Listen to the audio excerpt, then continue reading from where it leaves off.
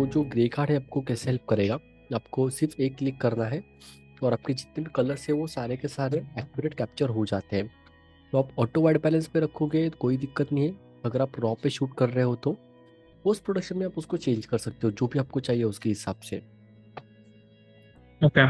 यहाँ पर जैसे अभी मैं हॉल में गया तो वहाँ पर अलग लाइट था, कॉन्फ्रेंस रूम में अलग लाइट था। तो जहाँ पर आपका लाइट सिचुएशन चेंज हुआ वहाँ पर आप एक रेफरेंस शॉट लेना है आपको। बेसिकली आप जब ये लेते हो ना तो रेफरेंस शॉट होता है वो। तो जहाँ पर आपका लाइट चेंज हो गया वहाँ पर आपने एक रेफरेंस शॉट ले लिया। अब उसके बाद में आप जब पोस्ट प्रोडक्शन आओगे तो उसको क्लिक करके प्रॉपर इमेज क्लिक करने की कोशिश करोगे। थोड़ा समझा आपको ये संकेत जी? क्लियर है।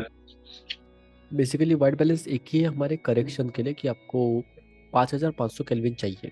ठीक है। डे लाइट में शूट कर रहे हो तो कोई दिक्कत ही नहीं है, डे लाइट में अगर कर रहे हो तो कोई दिक्कत ही नहीं आपको, क्योंकि वहाँ पर तो आपको एज इट इज कलर्स मिलने वाले हैं। लेकिन अगर आप मिक्स लाइटिंग सिचुएशन में काम करोगे वहाँ पर डिफिकल्टी आने वाली है।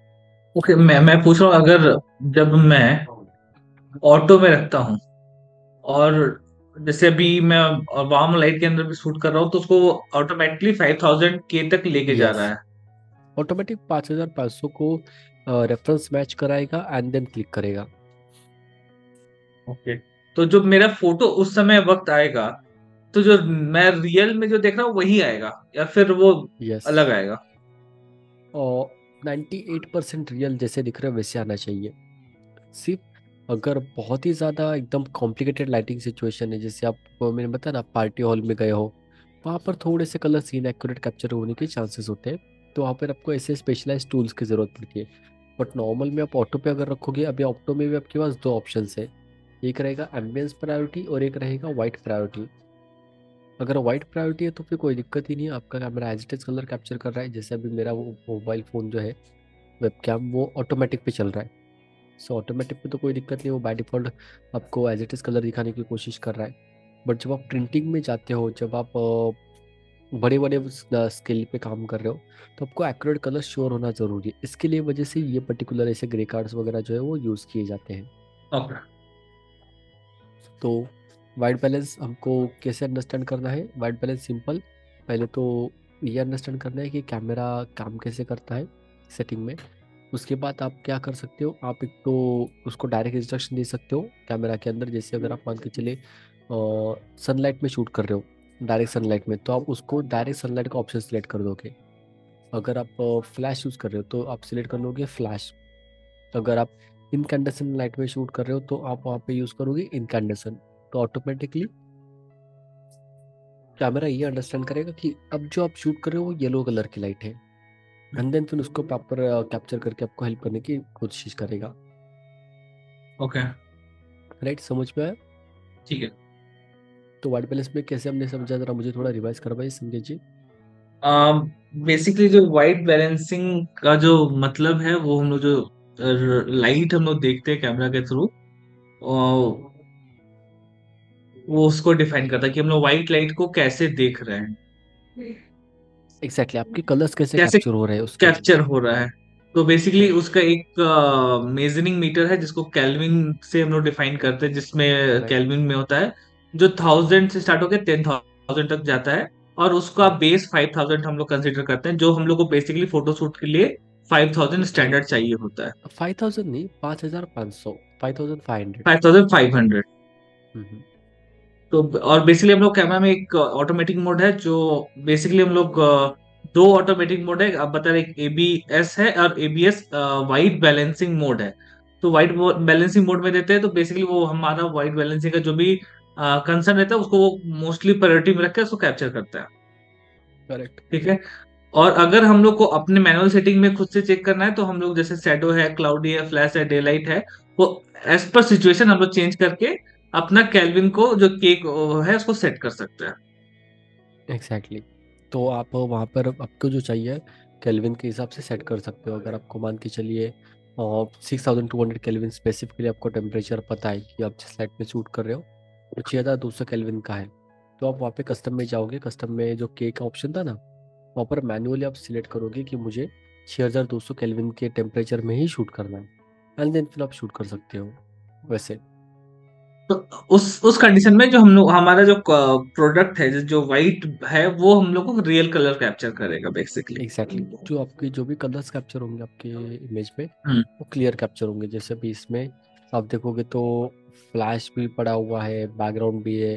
तो अब ये कलर्स कैसे एक्यूरेट कैप्चर होंगे, लड़की का जो स्किन टोन है वो कैसे एक्यूरेट आएगी। तो इसी हम्म। वजह से, क्योंकि अब यहाँ पर आपको सबसे पहले वाइट बैलेंस उन्होंने क्या रखा है वो मैटर करेगा। इसमें तो वाइट बैलेंस के लिए कुछ नहीं लिखा हुआ है डिटेल्स। नहीं नहीं, यहाँ पे नहीं, यहाँ पर ये दूसरा मोड है। ये एक्चुअली शटर स्पीड का, मैं आपको कलर्स के लिए हाँ, एग्जांपल दिखा रहा था। फाइन। वाइब्रेंट कलर्स होते हैं उसके लिए। जैसे अगर आप यहाँ पे देखोगे सेम सिचुएशन है, लेकिन अगर आप वहाँ पे कैमरा को गलत इंस्ट्रक्शन देते हो कि मैं आफ्टरनून में शूट कर रहे हो, ओके आफ्टरनून मतलब ब्राइट लाइट जो भी वाइट कलर का है। अब अगर कैमरा को गलत इन्फॉर्मेशन आप दोगे कि मैं हूँ 2500 केल्विन के ऊपर शूट कर रहा हूँ, तो वो आपको ब्लू इमेज देने की कोशिश करेगा। आप अगर उसको बोलो कि 5000 केल्विन पे हो, तो आपको रियलिस्टिक थोड़ा इमेज देने की कोशिश कर रहा है जो एक्चुअल में अवेलेबल है उस वक्त। लेकिन अगर आप उसको बोलोगे कि मैं 10,000 केल्विन में काम कर रहा हूँ, 10,000, जो कि बहुत ही ज़्यादा है, तो फिर कैमरा क्या करेगा, आपको पूरा का पूरा रेडिश कलर का इमेज जो है वो देने की कोशिश करेगा। सो इसको हम लोग बेसिकली यूज भी कर सकते हैं अपने रिक्वायरमेंट के हिसाब से, अगर मुझे फोटो को उस एग्जैक्टली वे में क्लिक करना है। अभी देखिए ना यहाँ पर कैसे तीनों ऑप्शंस दिए हुए हैं।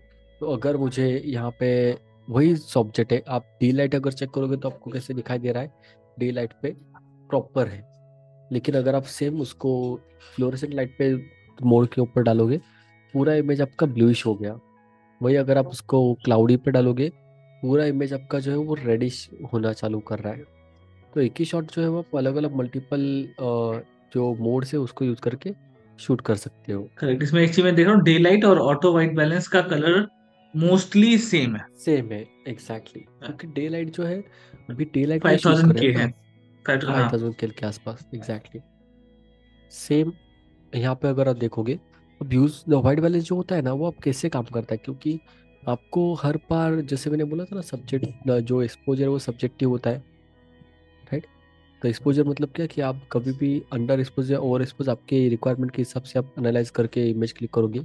वैसे वाइट बैलेंस है कि अगर अभी इस केस में आप देखोगे तो मॉर्निंग का शॉट है या इवनिंग का शॉट है, लेकिन अगर वो बहुत ज़्यादा येलो रहेगा तो ज़्यादा अट्रैक्टिव लग रहा है, और येलो कम है तो अट्रैक्टिव नहीं लग रहा है। तो आप देखिए ऑटो वाइट बैलेंस अगर उसने क्लिक किया तो वहाँ पर इमेज कैप्चर हुआ जो प्रॉपर उसने करेक्ट करने के लिए ट्राई किया। लेकिन उसी में अगर आप शेड यूज़ करते हो, शेड मोड जो है आपके कैमरा के अंदर, तो आप देख सकते हो कि कैसे आपको वो रेडिश कलर बहुत ज़्यादा मिला है, राइट। करेक्ट। तो ये आपको ध्यान में रखना होता है। तो वाइट बैलेंस समझ में आया आपको? क्लियर है। परफेक्ट। अगर अगर आपको कुछ भी दिक्कत आती है तो आप क्या करते हो, रॉ में शूट करते हो। रॉ में अगर आप शूट कर रहे हो ना, तो आप उसको पोस्ट प्रोडक्शन में चेंज कर सकते हो। आपके पास जो भी वाइट बैलेंस है पोस्ट प्रोडक्शन में आप उसको एज इट इज़ चेंज कर पाओगे। जैसे हमने अभी थोड़ी देर पहले किया था कि आपका जो भी अलग अलग ना कलर शेड्स वगैरह है वो आप वहाँ पे क्लिक करोगे एंड बैकेंड में आपको ऑप्शन आएगा।